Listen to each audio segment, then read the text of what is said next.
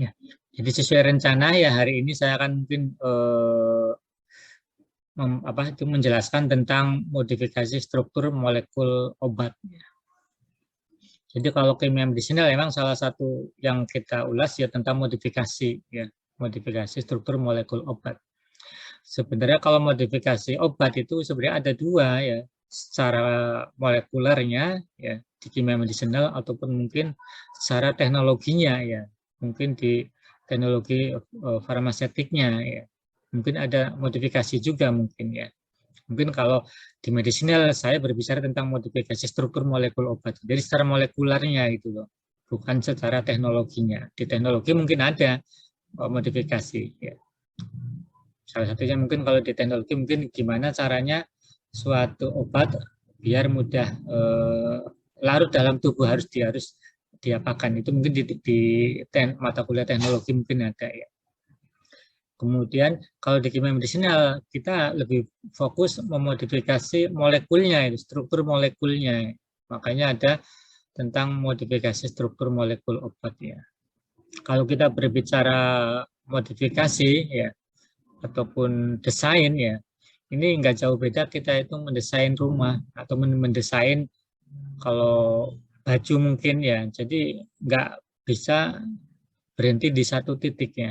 Jadi ada poin lainnya lagi yang kita desain ya. Kalau desain rumah dari jendela mungkin banyak desain jendela yang bisa kita desain rubah-rubah. Mungkin pintunya juga kita rubah-rubah ataupun mungkin desain interiornya di dalamnya kita bisa rubah-rubah. Nggak bisa berhenti di satu titik ya. Kalau desain rumah ataupun desain pakaian pasti ada aja yang bisa kita pikirkan kelanjutannya ya. Salah satunya mungkin untuk cantik ataupun menarik ya. Begitu juga dengan obat ya, modifikasi ataupun desain obat. Jadi nggak bisa berhenti di satu titik aja. Oh desain misalkan isoniazid, oh, cuman ini aja berarti desainnya. Enggak, ada aja di sisi lainnya, sisi NH-nya ataupun sisi aromatiknya ataupun sisi samping kanan, samping kiri ataupun tengahnya. Ya. Jadi nggak, kalau kita berbicara desain obat nggak bisa berhenti di satu titik gitu ya. Jadi ada aja yang bisa kita pikirkan ya. Jadi kita pengen, oh coba sih bagian yang sebelah ini kita modifikasi lagi, kita rubah lagi. Coba sih di bagian kanan kita, coba di tengahnya kita tambahkan apa. Ya.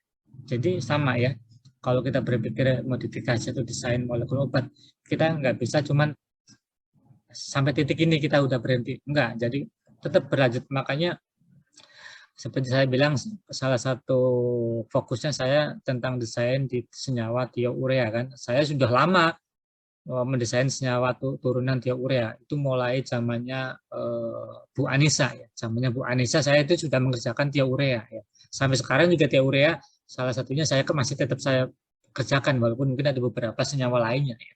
Tetap tadi desain nggak berhenti di satu titik. Ada aja yang harus kita desain lagi supaya memperbaiki sisi apanya itu ya.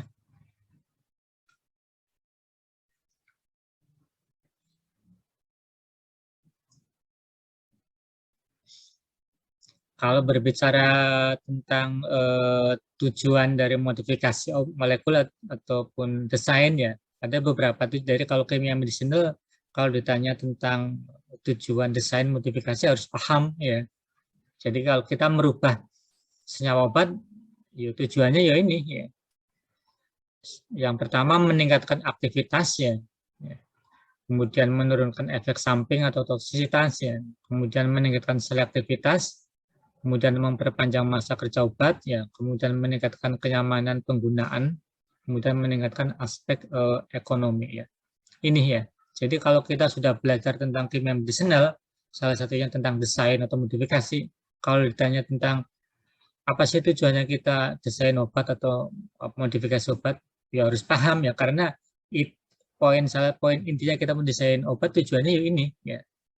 Ya, jangan sampai kalian lupa ya. Kalau sudah pernah belajar kimia medicinal, kalau ditanya tentang apa sih tujuan modifikasi molekul obat, ya harus paham ya. Di kompre biasanya kemungkinan kalau ada pertanyaan tentang kimia medicinal ya harus paham ini ya. Kalau tanya detail metode nggak paham, minimal tujuan desain modifikasi obat tahulah ya, walaupun mungkin metode-metodenya nggak tahu, minimal tujuannya kita desain obat apa sih, harus paham itu ya. Itu ya. Jadi ntar kalau kalian di kompre ditanya tentang tujuan modifikasi obat molekul nggak tahu, yo akhirnya apa ya, mubazir kalian kuliah medicinal ya, karena tujuannya sendiri kalian modifikasi nggak ada yang ingat gitu ya. Walaupun metode kan banyak ya, walaupun ke detail metode nggak ada yang lupa, minimal tujuan kita desain kita paham ya, kita ingat ya, itu ya. Harus kalian benar-benar paham lah kalau tujuannya. Tujuannya ya beberapa ini aja, peningkatan aktivitas ya. Jadi kalau kita mendesain obat ya kalau bisa ya aktivitasnya lebih baik ya. Jangan sampai kita mendesain modifikasi molekul ternyata aktivitasnya lebih jelek ya. Gitu ya. Kemudian efek samping ya. Tadinya misalkan efek sampingnya toksiknya tinggi ya. Kalau kita mendesain obat kalau bisa lebih dikecilkan lagi tentang efek sampingnya atau toksisitasnya ya. Kemudian selektivitas tentang obatnya.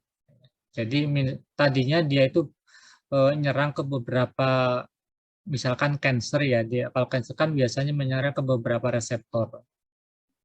Dipilih lagi, dimodifikasi lagi biar strukturnya itu akan menyerang ke reseptor target aja. Ya, jadi efek sampingnya lebih kecil lagi ya. Kemudian bisa juga dari masa kerja obat ya. Misalkan tadinya suatu molekul obat ya, ternyata dia cepat masa kerjanya. Tapi kita ternyata butuh obat yang ternyata masa kerjanya biar lebih panjang, bisa kita modifikasi ya secara molekuler ya. Mungkin ada ada vitasimin ya, vitasimin yang long release itu ya. Itu kan itu dimodifikasi di molekulnya juga bisa ataupun di teknologinya. Ya, itu makanya salah satu tujuan bisa untuk memperpanjang masa kerja obat ya. Secara modifikasi molekul juga bisa. Kemudian kenyamanan penggunaan obat ya. Biar mungkin rasanya ini lebih ke rasa molekul di molekul juga bisa kita modifikasi. Kemudian juga meningkatkan aspek ekonomisnya ya. Misalkan tadinya mungkin obatnya ternyata mahal, cara pembuatannya ya, kalau kita bisa menemukan senyawa obat yang disintesisnya itu lebih murah ya, itu lebih baik lagi ya. Jadi kita jual bisa lebih dengan harga yang lebih murah lagi dari aspek ekonomisnya ya. Itu ya. Jadi tujuan modifikasi ini harus benar kalian paham ya. Jangan sampai kalian kalau misalkan dalam kompre ditanya tentang tujuan desain molekul atau modifikasi obat, ternyata kalian nggak tahu sama sekali beberapa ini kebangetan Jawanya gitu loh, keterlaluan lah ya. Kalaupun mungkin kalau ditanya mungkin kalau kita pertama tanya yang detail dulu ya, tentang mungkin metode-metode. Kalau metode tahu berarti kalian sangat memahami yang dipelajari di medicinal. Kalau metode nggak tahu, baru kita finalnya mungkin tanya tentang yang paling dasar tentang tujuan kita modifikasi molekul ya. Gitu ya. Jadi harus benar-benar paham. Minimal gambaran umum yang kita pelajari itu masih ingat lah ya, kalau ditanya di kompre.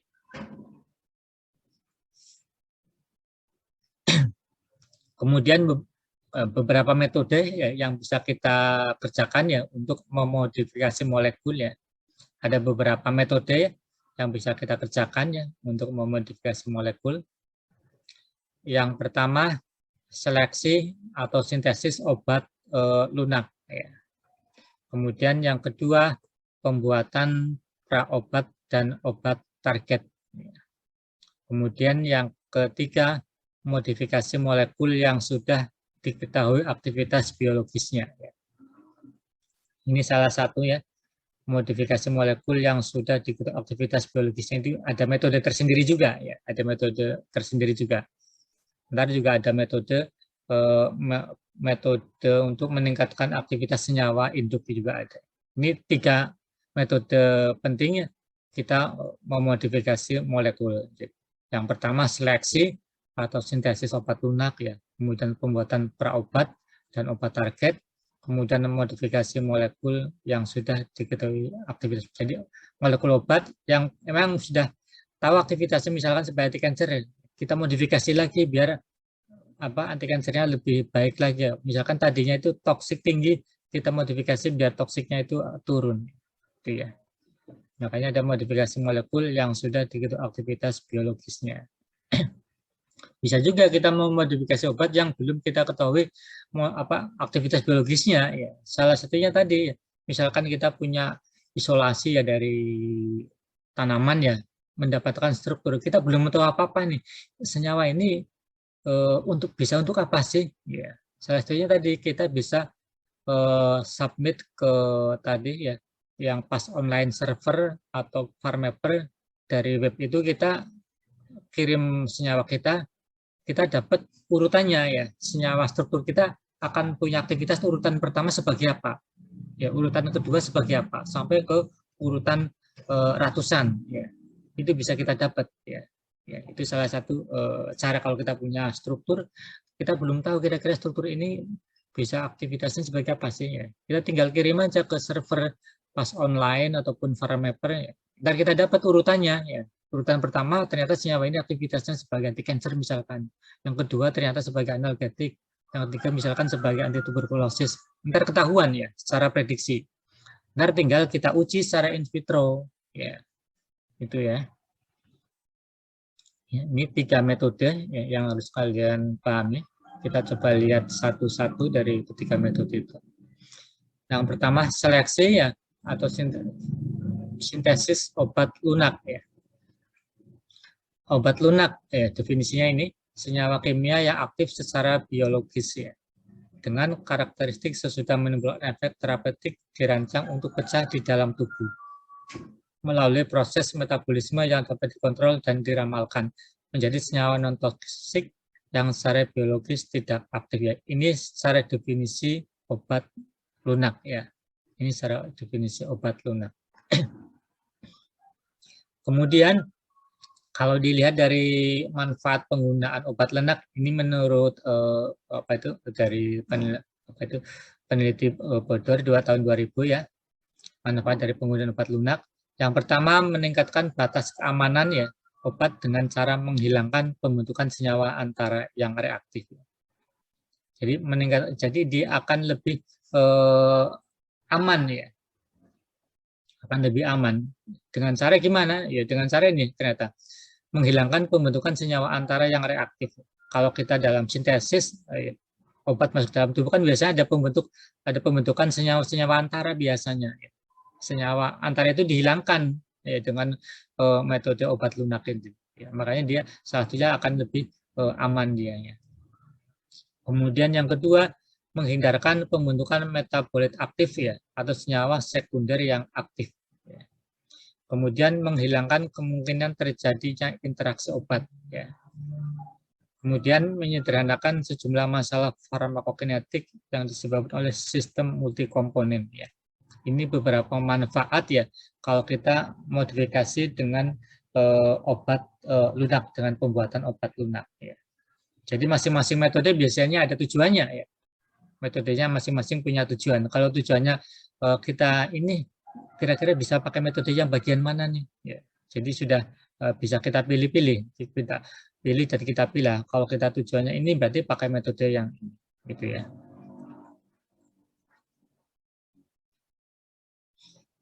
Ini salah satu contoh ya, misalkan ini setilpirimidin klorida ya, ini yang sebelah kiri ya, ini setilpirimidin klorida, ini sebagai antibakteri ya.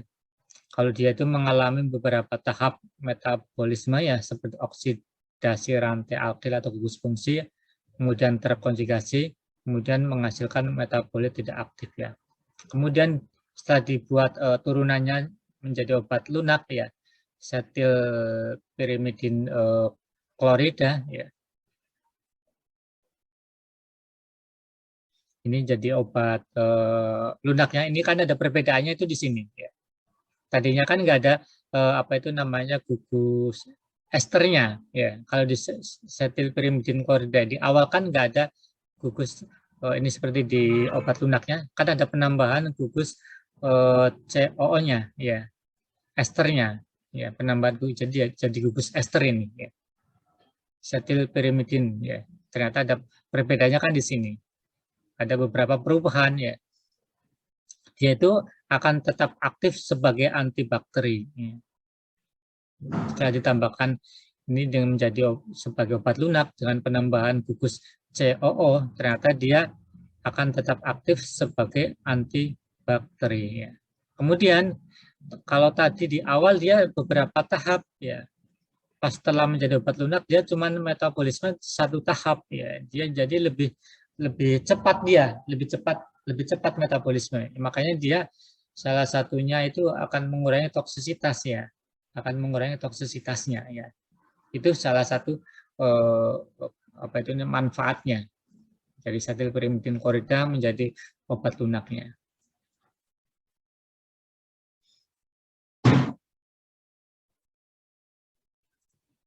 Ini contoh lainnya yang di ester andreналон, ya, menjadi epinefrin. Kemudian yang berikutnya pembuatan praobat, ya, dan obat target. Kalau secara definisi praobat senyawa yang tidak aktif dan bersifat labil, ya. Jadi definisi praobat ini senyawa yang tidak aktif dan bersifat labil, ya. Di dalam tubuh akan mengalami proses kimia atau enzimatik menjadi senyawa induk aktif dan kemudian berinteraksi dengan reseptor sehingga memberikan efek farmakologis, ya. Ini definisi praobat. Jadi dia senyawa tidak aktif dan bersifat labil. Tapi setelah masuk ke dalam tubuh dia akan mengalami proses kimia atau enzimatik, ya. Jadi senyawa induk yang aktif. Jadi setelah masuk tubuh dia akan aktif, ya, untuk berinteraksi dengan reseptor sehingga akan menimbulkan efek farmakologi, ya. Kemudian umumnya praobat merupakan molekul aktif yang digabungkan dengan gugus pembawa, ya. Jadi ada struktur ditempelin gugus pembawa, ya. Salah satu metodenya itu. Jadi ada struktur obatnya, kemudian ditempelin sama gugus pembawanya, ya. Caranya gimana kita menempelkan struktur obatnya dengan gugus pembawanya? Ada beberapa cara, ya. Ada beberapa cara. Yang pertama itu melewat reaksi esterifikasi. Kemudian juga lewat amidifikasi.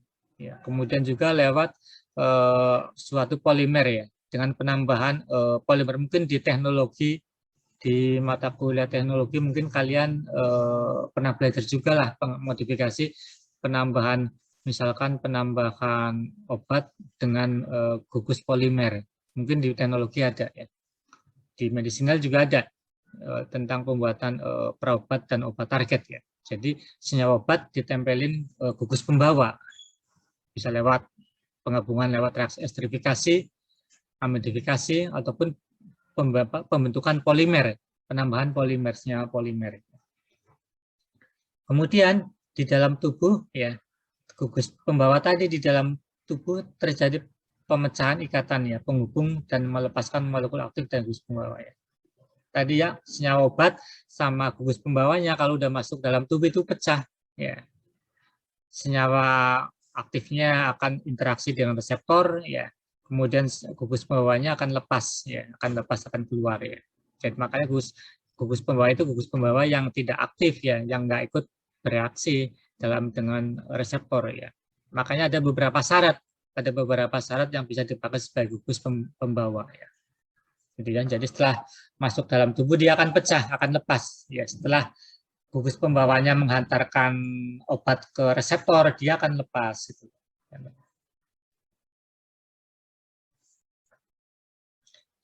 Beberapa hal yang harus diperhatikan, ya, dalam pembuatan praobat. Yang pertama, ya, hubungan molekul aktif dan gugus pembawa umumnya ikatan kovalen, ya. Jadi apa itu interaksi molekul obatnya sama gugus pembawanya ikatannya ikatan kovalen, ya. Jadi ikatannya yang terjadi itu ikatan kovalen, ya. Kalian mungkin kan sudah belajar, ya, macam-macam ikatan kan. ada ikatan logam, misalnya ikatan hidrogen, ya ikatan van der Waals, ya, kemudian ikatan kovalen, ya kovalen sendiri ada kovalen biasa sama kovalen koordinasi, ya. Di sini, ya, jadi interaksi yang terjadi antara molekul aktif dengan gugus pembawa, dia itu interaksinya ikatan kovalen, ya, ikatan kovalen. Kemudian praobat bersifat tidak aktif atau kurang aktif dibanding senyawa induknya. Ya. Kemudian sintesis praobat harus mudah dilakukan, ya. Kalau bisa disintesis dengan satu tahap, ya, dan berbiaya murah, ya.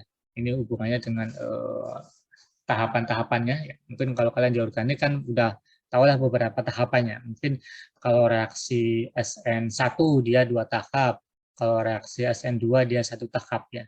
Jadi kalau dalam sintesis praobat, kalau bisa yo yang 1 tahap aja, ya. Berarti yang SN2 mekanismenya, kalau bisa salah satunya mungkin itu, ya. Karena banyak metode mekanisme sintesis. Kemudian hubungan senyawa induk dan gugus pembawa harus dapat dipecah secara in vivo, ya. Jadi interaksinya harus bisa dipecah, ya, gugus pembawa dari senyawa induknya, ya. Jangan sampai gugus pembawanya nggak bisa dipecah pas senyawa induknya akan berinteraksi dengan reseptor atau enzim, ya. Jadi syaratnya ini harus bisa dipecah gugus pembawanya. Kemudian gugus pembawa tidak toksik, ya, dan tidak aktif secara farmakologis, ya. Jadi gugus pembawa nggak boleh toksik ataupun dia ternyata punya efek farmakologi, gitu loh. Jadi syarat ada beberapa syarat gugus pembawa, ya. Salah satunya ini tidak boleh toksik ataupun dia nggak punya efek farmakologi, ya. Jadi intinya pokoknya sifatnya dia cuma menghantarkan aja biar obat itu nyampe ke targetnya, nyampe ke reseptornya, nyampe ke enzimnya, ya, nyampe ke substrat yang dituju, nyampe ke DNA-nya, nyampe ke RNA-nya, ya. Intinya nyampe ke target obatnya, ya. Kalian mungkin sudah belajar di farmakologi, mungkin sudah belajar target atau tempat aksi obat. Kan banyak, ya, ada beberapa tempat aksi atau kerja obat atau target obat. Bisa dalam bentuknya reseptor targetnya, itu bisa bentuknya enzim, bisa bentuknya protein target obatnya, bisa bentuknya ion kanal, bisa bentuknya substrat, bisa bentuknya DNA, RNA, ya. Kan banyak, target obat kan banyak, ya. Udah kalian pelajarilah di farmakologi juga belajar target obat atau tempat aksi obat. Kemudian pelepasan senyawa induk harus dengan kinetika yang tepat, ya, untuk menjamin kadar obat efektif pada reseptor dan memperkecil proses inaktivasi obat. Ya, ini mungkin di biofarmasi mungkin, ya, tentang kinetika, ya. Jadi kadarnya obat setelah interaksi dengan reseptor ini pas itu loh, nggak kurang, ya. Kalian mungkin kan belajar di bioinformasi mungkin ataupun di mata kuliah lainnya, gimana biar kadar obat itu nyampe di targetnya itu memang sesuai dengan kadarnya, ya. Jangan sampai nyampe ternyata dia itu kurang, gitu, ya. Makanya benar-benar dihitung kadarnya di awal, ya. Dari yang dihantarkan, kalau obat kan biasanya ada sisi pengurangan di jalan, makanya pas dia nyampe ke target kadarnya itu masih sesuai menimbulkan efek farmakologi, ya. Makanya hubungannya dengan kinetika. Mungkin kalian belajar kinetika di bio farmasi mungkin, atau mata kuliah apa, ya, tentang yang kinetika laju, ya. Mungkin kan udah belajar, kan ada laju orde 1, orde 2, orde 3, kalian kan sudah belajar, ya. Enggak tahu mungkin di mata kuliah apa tentang kadar obat nyampe di itu, biar kan ada beberapa kinetika yang dipelajari. Itu, ya, itu beberapa hal yang harus diperhatikan dalam pembuatan praobat. Berikutnya tujuan utama pembuatan praobat, ya. Yang pertama, mengubah sifat farmakokinetik, ya, obat pada in vivo, ya, dalam rangka untuk meningkatkan absorpsi, distribusi, metabolisme, dan ekskresi obat, ya. Dengan kata lain, untuk meningkatkan ketersediaan biologis obat ya. Salah satu mungkin tujuan kita modifikasi banyak di adminnya ya. Kita tujuannya memperbaiki di adminnya, absorpsi, distribusi, metabolisme, ekskresi. Itu biasanya salah satunya itu yang sering kita tuju modifikasi atau desain biasanya itu. Salah satunya di adminnya, memperbaiki di adminnya. Ya. Tadinya ternyata susah diabsorpsi, biar obat ini mudah diabsorpsi harus ditambahkan, dirubah gugus menjadi gugus apa? Ada caranya, ada penggantian beberapa gugus yang bisa kita pakai. Ya. Intinya banyak metode yang bisa kita gunakan merubah struktur atau molekul biar sesuai tujuannya. Kita tujuannya apa ini? Kita cari metodenya yang gimana, yang sesuai. Kemudian yang tujuan yang kedua praobat meningkatkan sifat kelarutan kestabilan obat ya. Meningkatkan sifat kelarutan dan kestabilan obat. Kemudian meningkatkan kenyamanan pemakaian obat ini hubungannya dengan kenyamanan ya, bisa dari bau dan rasa. Ini juga bisa kita modifikasi secara molekular ya. Di teknologi mungkin ditambahkan apa ya? Kalau mungkin rasa anak-anak mungkin tambahkan kayak sirup manis, rasa manis. Di teknologi juga bisa. Kalau dimodifikasi molekul juga bisa. Gimana kalau rasanya biar baunya hilang atau gimana, secara molekuler juga bisa kita modifikasi. Kemudian menurunkan toksisitas dan efek samping ya. Kemudian meningkatkan keselektifan obat atau kespesifikan reseptor. Kemudian memperpanjang masa kerja obat ya. Ini hampir sama dengan beberapa tujuan kita modifikasi secara umum ya. Jadi hampir sama, ada beberapa tujuan modifikasi secara umum, dimodifikasi secara metode juga ada beberapa tujuan yang bisa dicapai. Kemudian cara pembuatan praobat ya. Ada beberapa cara ya. Yang pertama pembentukan ester ya. Ada hemiester, ada ester karbonat, ada ester nitrat, ada amida, ada karbamat ya, ada asam hidroksamat, ada pembentukan imin ya, ada basa manis, ada enamin dari senyawa induk ya. Memang kalau kita belajar kimia organik, khususnya bagian tentang modifikasi molekul, ya, jadi ingatan kita itu harus mengingat kembali tentang senyawa-senyawa organik. Ya.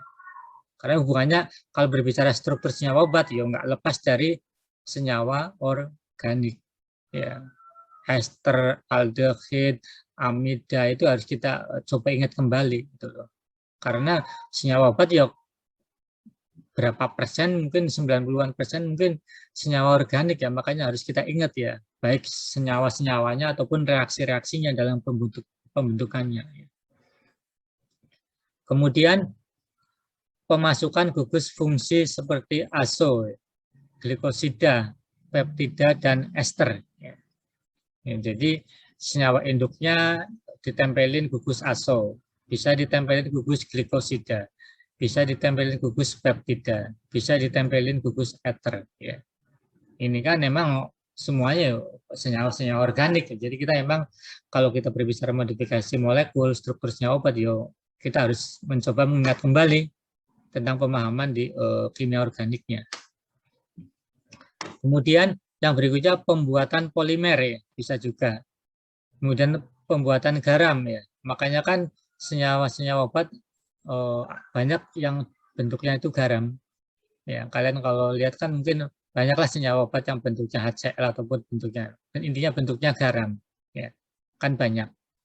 Kalian mungkin tingkat 4 sudah lebih banyak tahulah senyawa-senyawa obat yang bentuknya garam, contohnya apa aja.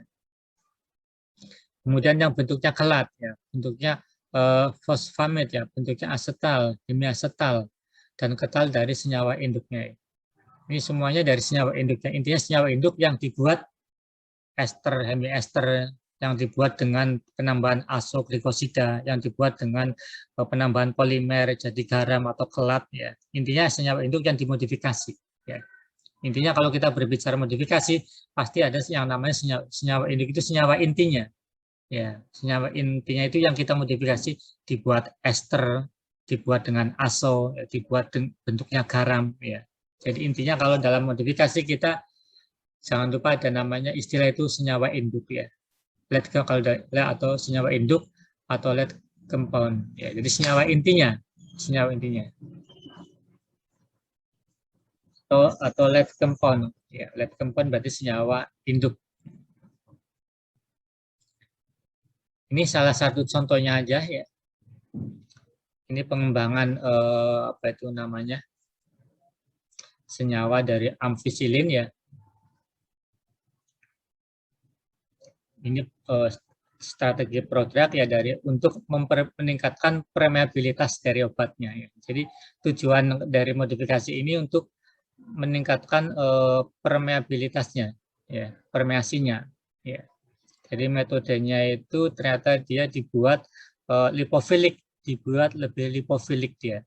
Jadi senyawa amfifilin dia dibuat lebih lipofilik ya, dibuat menjadi senyawa bifampisilin ya. Tadinya kan senyawa amfisilin ini. Dia dibuat lebih lipofilik dengan cara gimana? Dengan cara penambahan ini kan kalau nggak salah gugus lebih ke gugus ester ya, lebih ke gugus ester dia. Ini oh ya ini makanya ada ester. Ada penambahan lebih ke gugus ester dia. Makanya tujuannya untuk meningkatkan biar dia lebih lipofilik. Makanya secara komputasi ya, tadinya itu celokpennya minus 2,30 ya. Ternyata setelah dimodifikasi dengan ester dia meningkat, ada peningkatan celokpennya 1,77 tajam. Tadinya minus 2 meningkat jadi 1,77 lipofiliknya. Ya, jadi di peningkatan di lipofiliknya. Secara komputasi bisa dihitung dulu gitu loh. Tadinya secara komputasi kalau menghitung celokpe gampang ya. Jangan kalian susah dimasukkannya aja ke Jamdro, kalian hitung celokpennya. Ya, intinya kalau sekarang kita menghitung parameter fisikokimia, ya, kalau dalam HKS nanti kan ada lipofilik, elektronik, dan sterik, kan banyak parameternya, banyak deskriptor. Gampang menghitungnya, tinggal masukkan strukturnya, suruh komputernya menghitung parameter apa yang kita perlukan, langsung keluar nilainya, itu ya. Ini langsung ketahuan cara prediksi. Ternyata dari CLOP ternyata ada peningkatan tajam, ya, itu ya. Ini beberapa contoh ya, yang polimer drug ya, yang produk yang bentuknya dibuat dengan bentuk polimer yang sudah ada di pasar ya. Ini konjugatnya, ini indikasinya untuk apa ya. Kemudian tahun marketingnya ini apa perusahaannya yang memproduksi ya. Ini beberapa contoh polimer drug conjugated yang tersedia di pasar. Kemudian obat target ya. Kalau obat target itu hampir sama dengan tadi memfusikan gas pembawa, ya. Hampir sama dengan gas pembawa ya. Hanya ini ada kalau dalam obat target ada sistem pembawa ya, sama ada yang membawa itu. Cuman ini bentuknya ada bisa makromolekul ya, bisa bentuknya albumin, antibody, monoklonal atau glycoprotein, bisa bentuknya sel, fibroblast ya, atau bentuknya sintetik, bisa polimer sintetik, bisa liposom ya. Mungkin di teknologi banyak juga yang sudah memodifikasi obat target dengan apa itu penambahan liposom ya. Di teknologi juga bisa ya. Cuman secara molekuler juga bisa lewat apa itu pembuatan obat target ini. Ini salah satu beberapa contoh obat target ya. Jadi primaquine yang digabungkan dengan protein pembawa ya. Ini salah satu jurnal pendukungnya ya.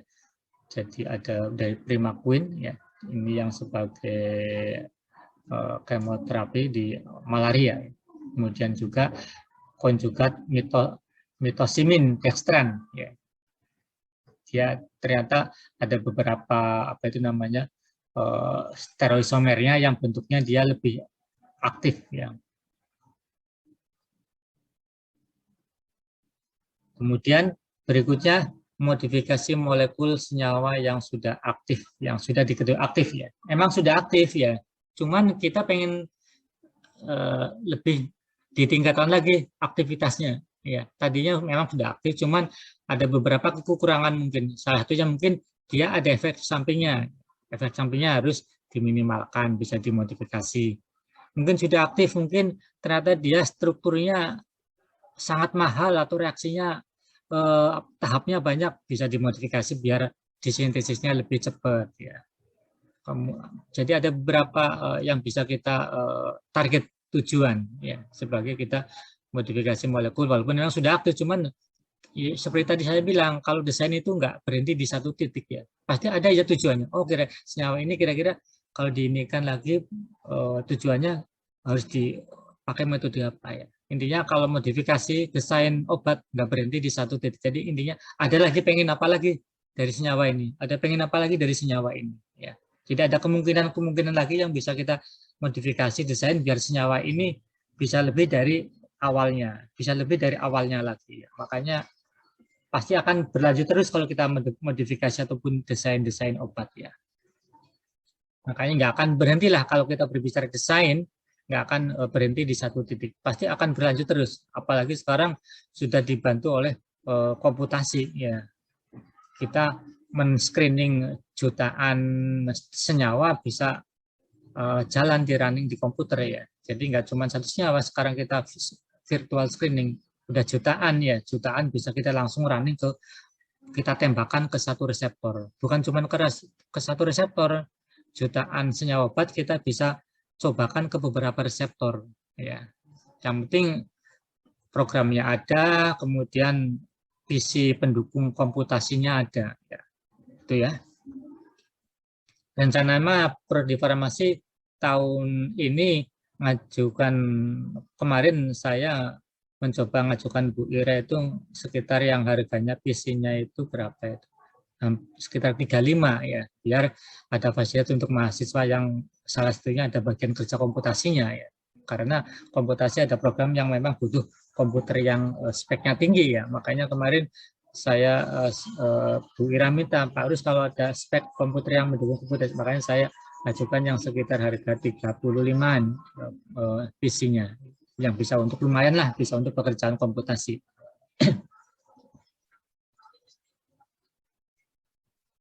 Kedepannya mungkin akan ada satu ruangan tersendiri ya, satu ruangan tersendiri lab komputasi ya, karena kedepannya pasti bukan cuma 1-2 komputer ya, mungkin akan lebih banyak komputer lagi karena bukan cuma bidang medisinal yang pakai ya, ntar farmakologi juga yang kalau mau ditambahkan komputasinya juga bisa, di bahan alam juga kalau mau dilanjutkan di komputasinya juga bisa, teknologi yang mau dilanjutkan di komputasinya juga bisa ya. Makanya ke depan ada lab komputasinya ya. Bertahap.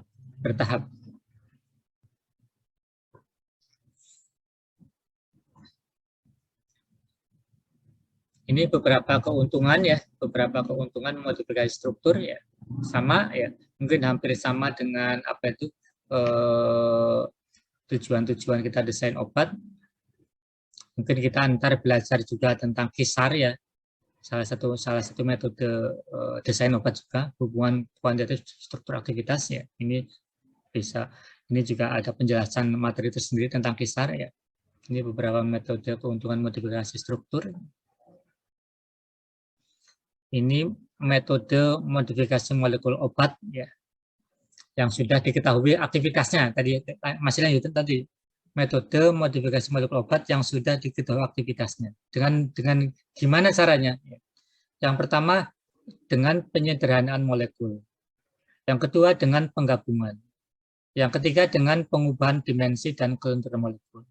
Yang keempat dengan mengubah sifat fisika kimia molekul. Ini penyederhanaan biasanya senyawa hasil isolasi dari tanaman. Dari tanaman biasanya molekulnya itu besar, molekulnya itu kompleks ya.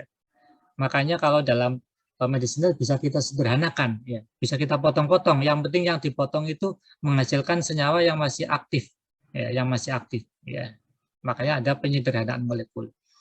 Kemudian ada yang namanya penggabungan molekul, ya. penggabungan molekul dari molekul-molekul yang kecil tentunya. Tadinya molekulnya itu molekul kecil, kita gabungkan dengan molekul dirinya sendiri ataupun molekul lainnya, ya, menghasilkan molekul yang lebih besar. Bisa juga dengan penggabungan molekul. Kemudian dengan pengubahan dimensi dan kelenturan, kemudian dengan mengubah sifat fisika kimia, ya.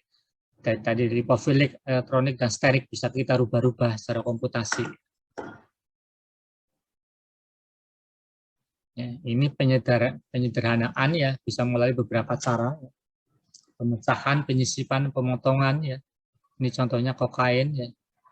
Ini ada pemecahan-pemecahannya, dan tadinya kokain dibaca menjadi benzokain, ya, ataupun dimodifikasi menjadi struktur lainnya. Kemudian ini yang penggabungan molekul, ya, bisa lewat adisi, ya. Kalian di organik kan kenal ada reaksi adisi, kan, reaksi penambahan. Makanya di sini direview kembali adisi lewat reaksi adisi penggabungannya, ya. Kemudian lewat replikasi, ya. Jadi penggabungan struktur yang sama, ya, tadi misalkan strukturnya senyawa A, dia gabungkan menjadi A-nya 2 kali, AA. Gabungan lagi coba menjadi A-nya 3 kali, AAA. Cuma tinggal diuji sampai dia berapa urutan A itu sampai aktivitasnya akan meningkat atau akan turun, tinggal dipelajari aja. Itu yang namanya replikasi. Jadi menggabungkan struktur yang sama, ya, itu replikasi. Kemudian ada lagi yang hibridisasi, ya. Jadi penggabungan dua molekul yang berbeda, ya. Jadi molekul misalkan sama-sama aktivitas anti kanker, cuma molekulnya beda, ya. Misalkan tadinya molekulnya A, satunya molekul B, digabung jadi satu molekul A, B. Ikatannya ikatan kovalen, ya. Makanya kalau dalam kimia medisinal ada yang disebut senyawa hibrid, ya. Kalau dalam mobil kan ada mobil hibrid, kan, mobil hibrid antara bensin sama listrik gitu kan, ya. Kalau dalam obat juga ada senyawa hibrid, ya. Jadi menggabungkan dari senyawa yang strukturnya berbeda digabung jadi satu, ya, itu namanya senyawa hibrid. Cuman sama-sama aktivitasnya sebagai anti kanker. Misalkan senyawa A sebagai anti kanker, senyawa B sebagai anti kanker, terus digabungkan menjadi satu senyawa, ya. Itu lewat hibridisasi. Ini contohnya ya beberapa, ya. Ini yang pengubahan dimensi kelenturan, ya, penutupan, pembukaan cincin, pembentukan seri homolog, ikatan rangkap, pusat chiral, pemasukan, penghilangan gugus murah, ya. Ntar kalian coba baca detailnya, ya, di buku Prof. Siswandono yang kimia medisinal 1 dalam modifikasi senyawa obat, ya. Di situ insya Allah lebih detail lagi adalah. Ntar cuman saya juga share slide-nya. Ini contoh-contohnya. Ini mungkin gambaran umum lah, ya. Coba kalian baca detailnya biar lebih paham lagi, ya. Coba pahami lagi di buku kimia medisinalnya Prof. Siswandono, ya. Intinya coba pahami kembali. Kalau ada beberapa yang belum paham bisa didiskusikan, ya. Itu ya.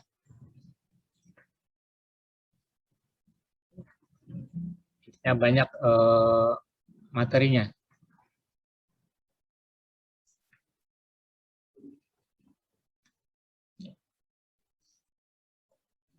Ntar saya materinya kayak ini di LMS juga sudah ada kalau nggak salah, tinggal kalian download. Kalau lebih detail lagi baca buku Prof. Siswandono. Kemudian kalau ada beberapa poin yang mau didiskusikan, silakan kalian tanyakan, itu ya.